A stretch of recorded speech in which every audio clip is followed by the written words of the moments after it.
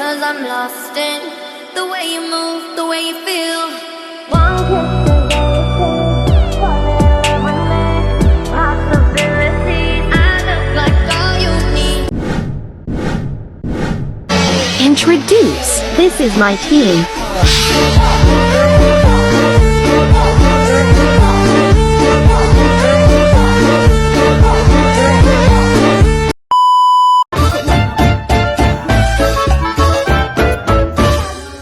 Assalamualaikum warahmatullahi wabarakatuh.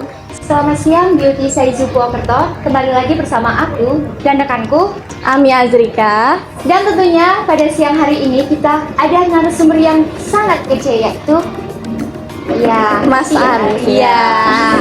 Tunggu, ini masih spill dulu ya.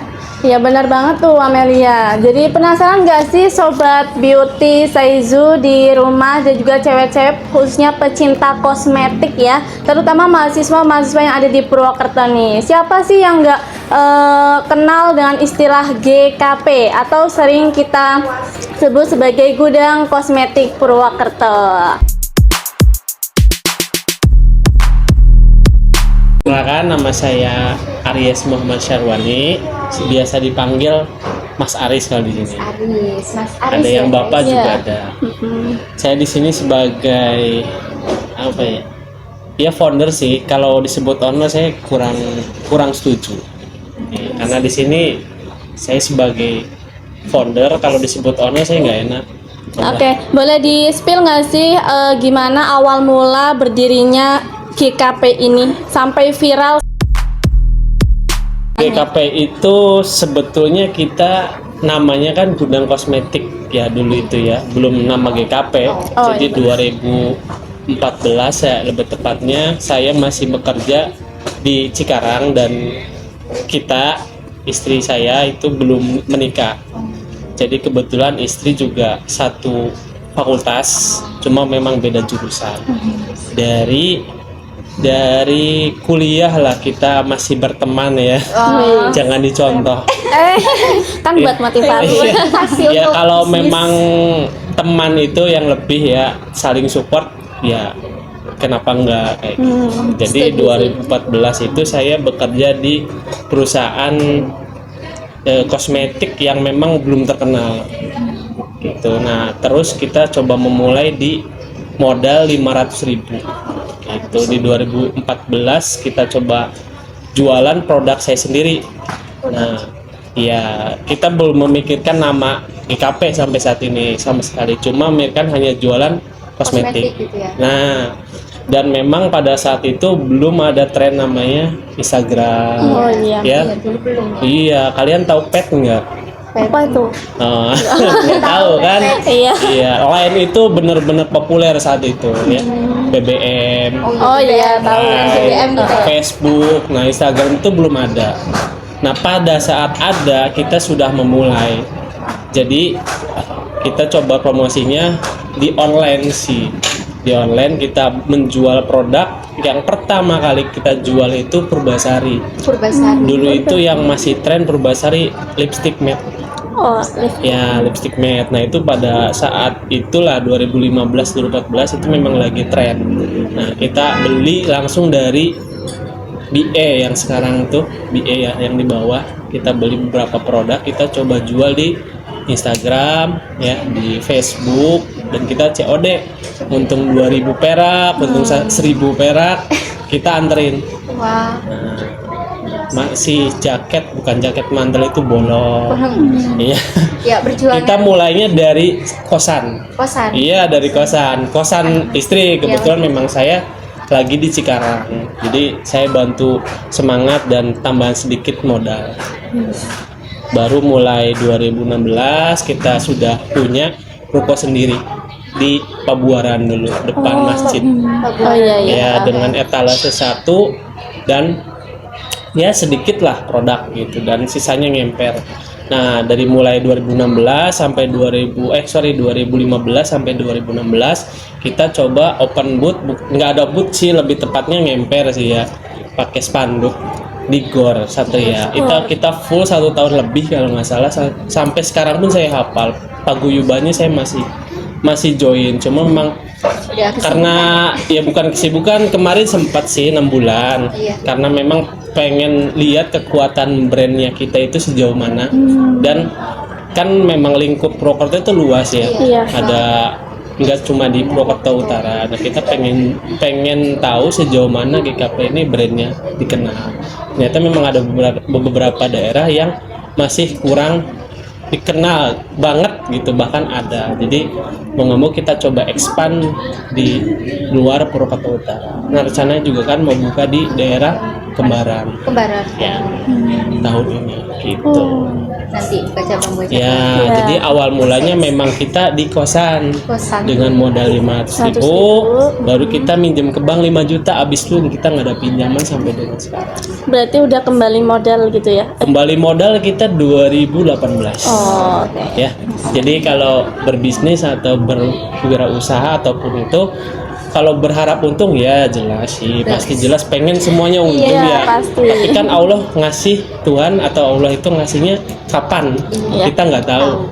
Ya, intinya kita ikhtiar, gak hanya sekedar konsisten ya, tapi persisten. Jadi segala apa ya kejadian, ini nggak laku ya besok jualan. Oh iya, berarti ya. konsisten gitu ya? Enggak, persisten beda. oh, gitu. Ya, persisten itu segala kondisi apapun, mau hujan, mau badai, karena memang kita udah niatnya ibadah ya.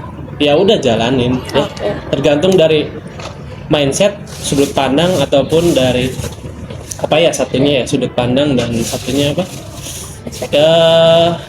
Ya pokoknya ada dua tuh saya lupa. Ya tergantung dari situ ya.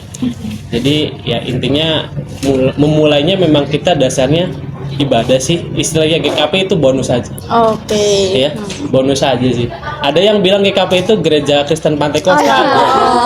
Dulu waktu ke Purbalingga saya searching GKP keluar gereja sih. Oh, berarti ada nama. Ya, yang lain kan memang nama-nama itu keren-keren ya. Iya. Ya Gemini ya, Bele, keren-keren lah.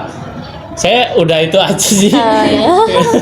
Iya, nggak ada niat misal nama GKP, ya udahlah udah itu terkenalnya gitu sih. Sampai sekarang masih. Sampai sekarang masih viral di kalangan cewek-cewek. Kalau itu saya memang kita nggak expect buat, waduh kok bisa ya seterkenal itu ya, seviral itu ya. Memang itu sih dasarnya kita memang buat ibadah ya. Saya karyawan sekian banyak ya, mau nggak mau saya memikirkan untuk menafkahi nggak cuma iya, sekedar betul, keluarga gitu. Terus dari latar belakang yang sudah dijelaskan nih, berdirinya GKP itu seperti apa? Terus ada nggak sih moto dari GKP ini sendiri? Moto ya? Iya. Sebetulnya nggak ada sih, yang tadi aja sih yang saya bilang. Jadi pada dasarnya kan manusia diciptakan kan buat ibadah ya. Iya. Ya jadi memang step by stepnya beda-beda. Ada yang memang privilege-nya dia memang udah maaf ya udah kaya, dia udah manfaatin kekayaan itu ya. Kalau saya kan memang bukan pewaris ya, perintis. Oh, perintis. Ya. Ayo Mbak Ami juga ya perintis. Oh ya, saya juga perintis. Iya, jadi intinya ya kita motonya karena Allah semata sih, nggak ada yang lain. Kalau memang orang tua ada ya ke orang tua, kalau udah ada istri ada ya, sorry ya sebagai laki-laki ya dua-duanya, kayak gitu sih. Motonya itu aja, Ya, nggak ada yang lain. Lebih mengusung nilai-nilai Islami gitu Enggak ya. juga sih. Oh, enggak. Enggak juga, cuma memang dulu di tempat kerja saya mungkin sampai sekarang kayaknya enggak ada atau enggak ada ya. Jadi dulu saya di Cikarang itu sholat duha wajib Mbak. Oh, wajib. Iya, sholat duha wajib, sholat hajat, ngaji, hafalan Quran. Sekarang sih ada berapa yang hafalnya, tapi sampai pertama kali kerja saya di situ dapat barokahnya mungkin dari situ ya. Barokah. Satu tahun baru kali ini saya duha itu nggak berhenti. Masya Allah. Iya, tapi sekarang udah belang petong lagi. Iya, di 1 bulan itu ada mahfid. Ya nama perusahaannya kayaknya masih udah nggak ada deh. Mulai Agung Cemindo, tapi masih ada sih itu perusahaan, masih ada sampai sekarang masih. Dan ownernya pun masih komunikasi sedikit-sedikit sama Masih saya. ada komunikasi Pak itu. Iya, by LinkedIn kadang atau dari Facebook sih. Pak Imam Warsono sama Pak Ajar. Beliau yang banyak menginspirasi di dunia spiritual lah. Dan memang pemiliknya juga salah satu sahamnya Pak Ustadz UYM. Jadi saya bosan banget ketemu beliau. Sekarang kangen. Ya meskipun di sisi lain ada yang namanya manusia ada baik buruk ya. Ya. Ya begitulah kalian tahu sendiri. Itu sih. Terus kalau dalam mempromosikan produk nih, apa aja sih yang digunakan Ya dalam media itu sosialnya? yang kita awali memang di Instagram. online, Oh, ya online. di online kan ada bisnis branding yang organik ya sama unorganik. Jadi ya kita coba memulainya di unorganik dulu, semua proses ya. Dari Instagram kita kena banned pernah di report lah dengan macam-macam orang. Ini IG Gudang Kosmetik underscore-nya itu nomor 2 yang sebelumnya mungkin udah 100.000 sepertinya kalau nggak di banned sama Instagram ya. Jadi kita memulainya memang dari situ dulu ya. Shopee kita belum jualan ya, 2018 baru kita coba merintis di Shopee karena memang kita belanjanya dulu di Shopee. Iya. Sampai digerebek BP POM pernah ya, dulu kan produk itu yang impor susah ya, kita belanjanya dari Batam langsung. Nah kalau sekarang supplier itu mereka sudah gampang izin. Jadi barang impor kayak Skin TV itu kan barang impor ya. Ya mereka udah di BP POM. Jadi ini insya Allah 100% BP POM semua. Gitu. Tapi memang orang BP POM sering main ke sini ngecek tapi nggak sampai razia. Dulu di razia kurang lebih hampir 80. Dan saat itu memang uang besar menurut kami. Dan ya namanya bisnis naik turun lah. Gampang banget kan Allah naik. Putar balikin ya. Kayak kita ininya alhamdulillah gitu.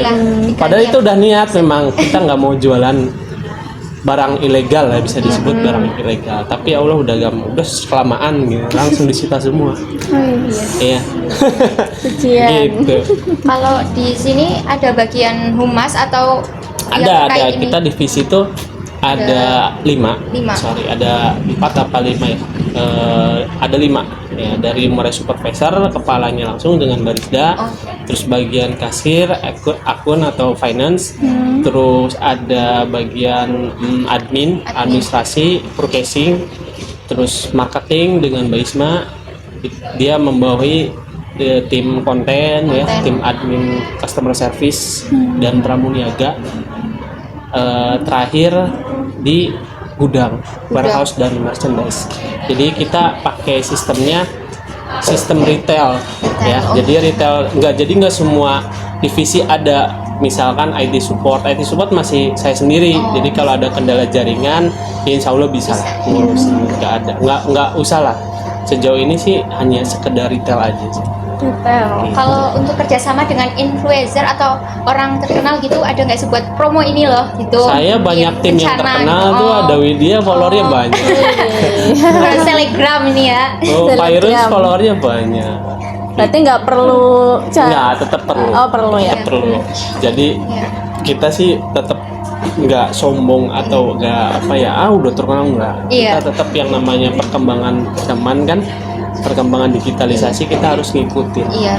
Tren-tren influencer kita pakai influencer kemarin yang pas Ramadan kita pakai influencer, atau iya banyak sih branding kita juga branding bisa kita open booth di beberapa universitas yang sedang melaksanakan event gitu ya. Iya, apalah sponsorship seperti itu. Oh iya, oke. Tetap lakukan lah, intinya branding itu jangan sampai dihilangkan. Ya memang itu timnya ada sendiri di marketing gitu. Nah, dari strategi yang sudah diterapkan nih, bagaimana feedback dari halayak atau sasaran yang sudah dituju? Kita balik lagi ke visi misi ya. Ya, misi kita memang pada dasarnya ingin membuka cabang di Barlima Sakep. Ya, kita baru Purbalingga sama Banyumas atau Purwokerto. Nanti mungkin sisanya beberapa, mungkin jauh juga sih kayaknya ya. Ini mau bermimpi dulu lah ya. Nggak apa-apa. Bisa ke Wonosobo atau Banjarnegara gitu harapannya. Terus yang kedua, sasaran kita, customer kita memang generasi Z sih, atau menengah umur yang memang remaja ya. Remaja sampai dengan mau menjelang nikah ya, umur 30. Iya, Ya, balik lagi memang sebelum itu kita harus punya visi misi. Jadi tidak hanya sekedar melakukan strategi gitu sih. Gitu pada intinya sasaran customer kita siapa sih, ya udah kita ngikutin perkembangan itu. Jadi nggak kita berubah-ubah konsep dari mulai IGS semua kita rubah, terus kontennya seperti apa ya kita ngikutin. Jadi nggak mesti saklek harus itu, enggak sih gitu, tapi kita punya identitas sendiri kayak gitu. Jadi strategi kita lebih ke arah sana, jadi ngikutin aja sih. Nah, ngikutin perkembangan digital zaman. ya. Kalau untuk tantangannya itu banyak banyak. ya banyak banget, cuma kan kita lebih cenderung ke ngurus orang sih kita loh ya, SDM. SDM, oh Ya ya, SDM. betul. Jadi lebih difokuskan untuk mengelola SDM. Ya, tantangan yang masih menjadi nggak berat sih, tergantung kita menyikapinya ya. Tapi kalau sejauh ini kami di manajemen memang lebih ke SDM. Nah, baru kita ke brand atau produk. Ya, nanti kan sekarang banyak ya produk-produk baru, produk-produk lama yang bahkan sudah nggak tercium. Iya sih. Ya, Purbasari, Iya, Purbasari itu udah nggak terlalu sih. Viva, Iya. itu produk-produk lama. Ines, itu produk lama. Nah, makanya kita juga harus ngikutin, ya. Kita harus cepat, dan dengan situasi yang saat ini, trennya ini kita ngikutin. Original kita baru udah ada tuh. Kemarin nanyain mulu, bosen ya. Yang udah banyak. Seperti itu. Jadi mau nggak mau kita harus maju terus. Kalau bisa 2 langkah lebih maju sih. Iya, harus sih. Ya, karena algoritmanya kita juga ngikutin. Iya. Ya. Ini kan terkait sumber daya alam, sumber daya manusia, maaf ya. Berarti ada nggak sih dari masnya sendiri itu kayak ngadain event-event buat motivasi karyawan ataupun apa ya, reward gitu? Sejujurnya sih untuk SDM kita lebih ke sistem dulu. Sistem. Jadi dulu memang sistem kita masih amburadul ya. Jadi belum, kita tesnya hanya sekedar wawancara lah, contoh kecilnya seperti itu.